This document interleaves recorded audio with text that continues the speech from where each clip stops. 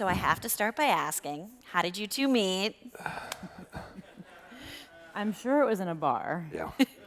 Was it in a bar? It was in a bar. I thought I remember there was like a Had to be. whiskey club or something. Very light. No, it had to be. Probably, a tavern. But it was a long time ago. I mean, it was 1999. Yeah. I was a young lawyer, and she and her future husband, Charlie, everywhere we would go, people would come up to them and say, Jenny, you got to get back in the ice cream business. And I was trying to figure out what they were talking about. Well, I it was hadn't cool because experienced actually people would buy us our round of drinks. Right. And we were like, what happened here? It's a great quality in a friend. We just want you to get back into ice cream. So I had been in ice cream before. My first business was called Scream Ice Cream, and it was from 1996 to 2000. And so our community sort of knew me as that. And so, yeah, that was I was all those people were like planted in there to like eventually get you to come be our CEO. So at the time, John, you weren't in CPG. What were you kind of doing? I was pretty far from it. I was with GE Aviation, and it was the height of the financial crisis. I was spending weeks, including weekends, in Manhattan, and professionally having the time of my life, and personally, I was at the end of the rope. We had moved 5 times in 5 years, and I had begun to think about leaving GE when my old friend called late one night, and it sounded too wholesome and too perfect to pass up. And what made you want to take the risk, though, and switch into startups? Because it's a pretty big jump from someone like GE. Right. Well, it wasn't a startup. They had created a cult following. Jeni had 4 stores. They were about to open their 5th. They were shipping ice cream. The New York Times had already written about her. And you could tell there was the core of an amazing little business. And for me, it was trying to figure out if we could scale the scoop shops, and then could we create a wholesale business. I believed it was the world's greatest ice cream. And from there, I thought we could build a wholesale business. And then the platform was Jeni, right? There are very few people who I could imagine sort of betting it all with, but she's a creative force of nature. And I knew there was more greatness coming, and if I could be the person that could help build the team around her, maybe we could do something fun and cool. And Jeni, what made you look at this like lawyer from GE and go, you know what, he's the perfect CEO, I need to run an ice cream business? Well, I was thinking about our challenges and the challenges that were coming in the future, and understanding very clearly that we were building a very complex business. That we were I love service so much, and I knew that we wanted to do more stores because it's just a beautiful place. That's what ice cream's all about. It's about bringing people together. That in itself is we were learning, very complex, very difficult to do. We had an online store already that was doing really well, and then we were just in Dean and DeLuca, and so we were starting to get this like idea that we could do that too, and that's complex. So I knew that I needed somebody who had that kind of background, that knowledge, that understanding of organizational structure, law, of course, because that's such an important thing in business, but all of the logistics, all of those things that were happening that I was trying to figure out every day. Because what I wanted to do is focus on community, which is what I do really well, and like that's where I do best. Community, building the community, art and design, making ice creams, coming up with new flavors, inspiring people, that kind of stuff. And so I needed that, and I knew that right away. I knew that. It was almost like the stars were aligning. I just knew that there was one guy for that job. I mean, I was sitting there with Charlie on our couch, and we were actually probably like instant messaging each other on computers while we were sitting on the same couch and talking to John. I just knew that it was John. I knew that because we had spent so much time together at the bar. I knew what his background. I knew what he believed, about community and his like drive for integrity and all of that. So I just knew. There wasn't anybody else I was considering. However, it was, John, we want somebody just like you, but how do we go about finding somebody? So that was actually the question. And then John was like, hold on. And I think like the next day he drove up. Right. And that's a hard thing to do, to look inside and say, this is what I'm not good at. I think especially for entrepreneurs, there's a lot of pressure to say you're good at everything. Was that a process for you, and also figuring out what you really wanted to focus on? Well, it is, but it is and it isn't. I think that entrepreneurs we get our business to the furthest place we can, and we're always trying to earn every person in our life, whether it's somebody who is any talent that we have around us. I mean, we're trying to earn that and sort of live up to that. And so it's all about, you get to this place so that you can bring more help in. In order to get, somebody who's, even like in the early days, an accountant to be able to afford that, we have to get to a certain place. And then, over and you do that over and over again. And so for me, it was like, we just knew that we needed to get to that place because we had stretched our abilities to the max. And how did you figure out what you personally wanted to focus on? It's the only thing I've ever done. I mean, I think when I was a kid, I was doing two things: telling stories through art, and my grandmother's an art teacher, and bringing people together. I mean, those are the things that I was born with, that I was born to do, is organize people and bring people together around sort of ideas.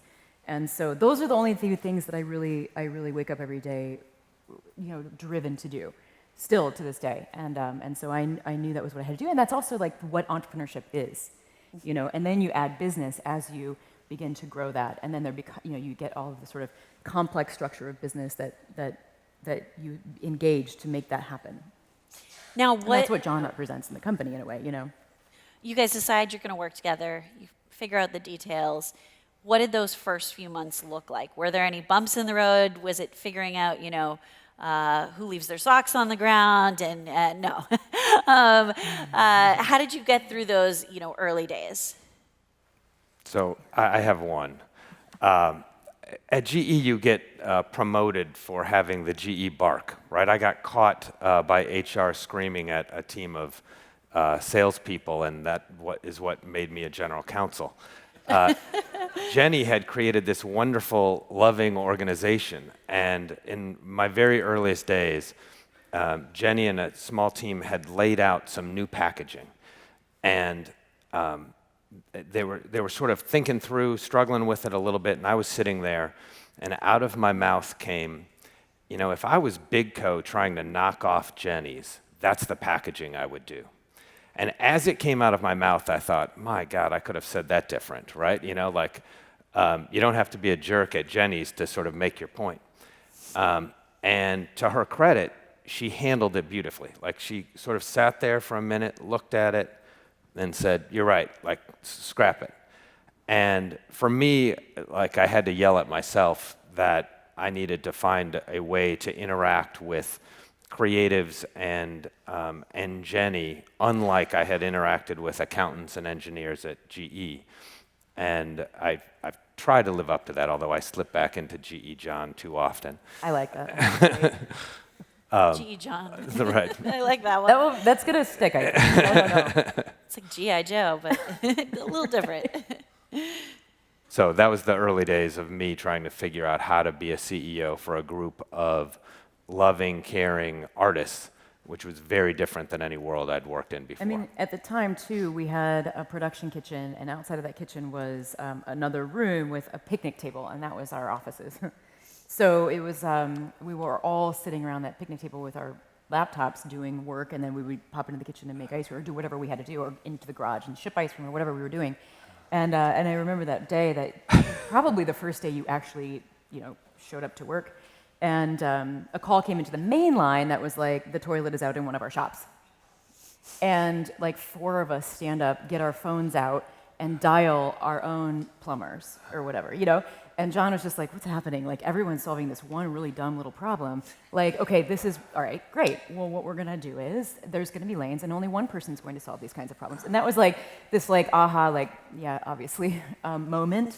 But in a way, you scale that up, and that's like where, that's what's happened to the company. We all sort of really focus on what we do, and when we don't have that on the team, we fill it with someone who can do that really well. It reminds me that that room in front of our production kitchen was like half the size of the stage. And there was a picnic table and 3 computers against the wall with a 22-year-old at each of the computers.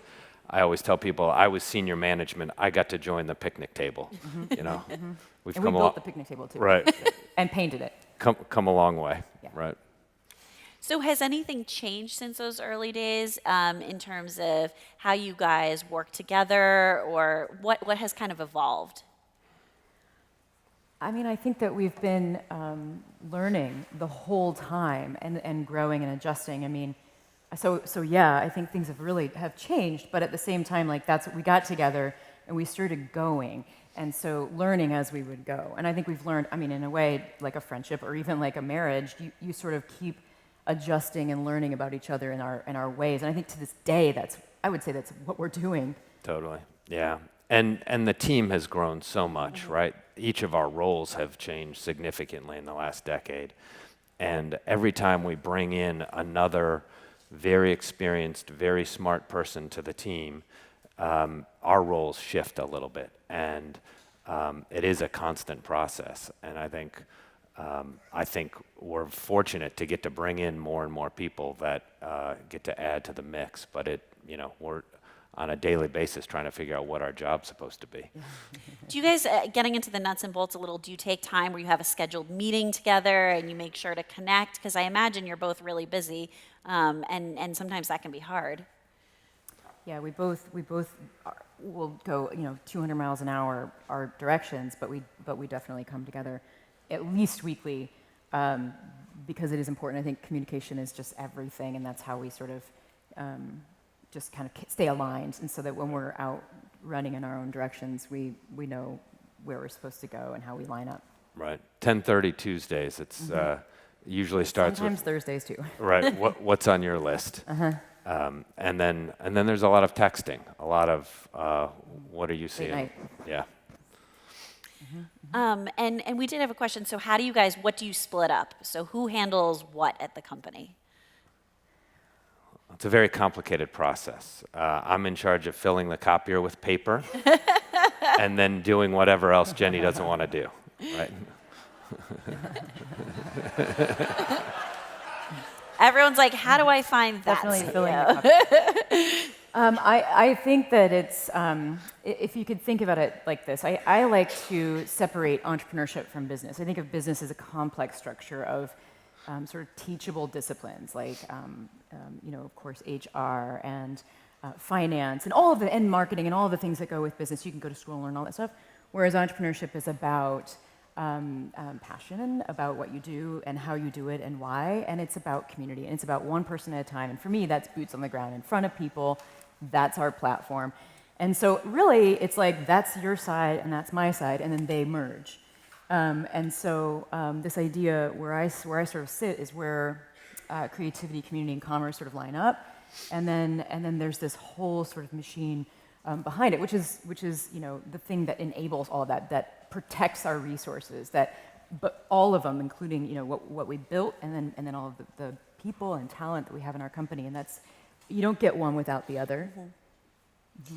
The team has figured out that it's a two-headed monster, and if you hear no from John, you can go to Jeni, and if you hear no from Jeni, you can go to John. And so then we have to align and be like, no, we can't do that. Which is why that communication is so important, because it's really, it is true. It's you can play that. Well, I was going to ask, how do employees know who to go to, and how do you guys know when to sort of cross into each other's lane? Like, when do you get involved with each other's areas? I mean, I would say that we are involved with each other's area. I mean, we're meeting constantly. We work with the whole team constantly. And so people, we're all wing. And then we're also a company that wants everybody that we've chosen to be with every day at the table with their entire self, with their full opinion, with their full everything. So we're all discussing everything kind of all the time. And that's important. I mean, so it's not just John and me at the top pointing, but it's the team, and then it goes out from there. It's everybody. We all work together and sort of bring that all in, I guess. You both definitely have, I would say, outgoing personalities. I think when I was talking to John, he described himself. He said, "I'm an alpha." So has that been an adjustment in figuring out how to have two outgoing personalities together running a company? So I don't think of myself as an alpha, except in the way that Jeni and I are both highly competitive, and she is a bulldog about quality and about the organization, and because of that, I'm the only CEO in the world who doesn't have to worry about the quality of the product they sell, right? Like, she's 1,000% in that. And how we interact with, whether it's outgoing personality or highly competitive or a strong desire to win, like when we're aligned, it's really special and fantastic. And when there's forks in the road where we've got difficult decisions to make, but we've got to sort of figure out how to work together, I think of myself as like the basketball coach. So I've got my LeBron James or Michael Jordan, and I get to lead, but only so far as my star player wants me to, right? And so at the end of the day, her name's on the door. It's her company, and my job is to sort of help her think through what the difficult question is, and then we make a decision. Yeah, and I would add to that, so that's lovely and wonderful, and yes, and that is how John works, but I would also add that when we decided to bring a CEO in, I mean, you bring a CEO in because you put them in charge of the health and fitness of your company. And so without question, I mean, that's why we work so well together, but without question, like I very, very much honor that. That's an important thing. If I'm trying to get too much in the way of that, that's going to create gridlock, and that doesn't work either. So I think sometimes when we get to these forks in the road, it's kind of an interesting moment, because then we get in and like solve problems and think about like, well, wait, why does John have a different perspective? Because it's most likely the answer's in the middle. And you mentioned, comparing it to a basketball coach. One thing I found interesting about your career, John, is that you were a campaign manager and a speechwriter. Originally, it was one of your first careers, it seems like. Do you pull from any of that now as CEO in this role? Yeah, I failed at a lot of careers. Certainly, I think there are parallels, right? Like maybe this is just one long campaign, and I think the skill set of getting people together. Like Jeni is incredibly inspirational, and that founder role of inspiring the team and getting people excited about the broad mission, and then the campaign manager or the CEO in our situation, making sure we've got the right people on the team and that they're motivated and that they're doing the things they're supposed to do, is a role that I like and every once in a while think I'm good at. And with that idea of going through different life stages, you guys did raise capital. Can you talk through what that process looked like, and did both of you guys each have different roles in that process? I had come from an M&A world. I viewed it as my job to whittle down all the potential suitors and then try to find the right fit. And Steve Berg at Castanea Partners went and met with Jeni one-on-one over coffee. And I was feeling like this is going to be the right fit. There's something special here. And then she came back from that coffee like that was lovely, right? I was like, that's kind of what I was thinking. And it helps that he's also from the Midwest, so we have right. Immediate trust. Right. And for me, like bedside manner really matters. And you're going to go through ups and downs with your board and with your investor, and having people that are kind and listen and understand your point of view before espousing their own is really important. I think we got very fortunate having gone through that process of trying to find the right fit, and it's been great with them. Yeah, and I cannot imagine going through that without John or without somebody on my side like that. I cannot imagine. And I have lots of friends across the country who are entrepreneurs, emerging brands, emerging entrepreneurs.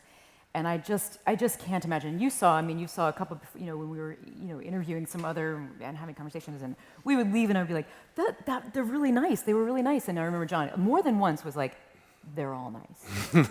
And I'm like, yeah, but and they're all handsome and they're all nice. Yeah, and like not to be like, because there are some that like I felt like I just didn't have any like real energy or synergy with.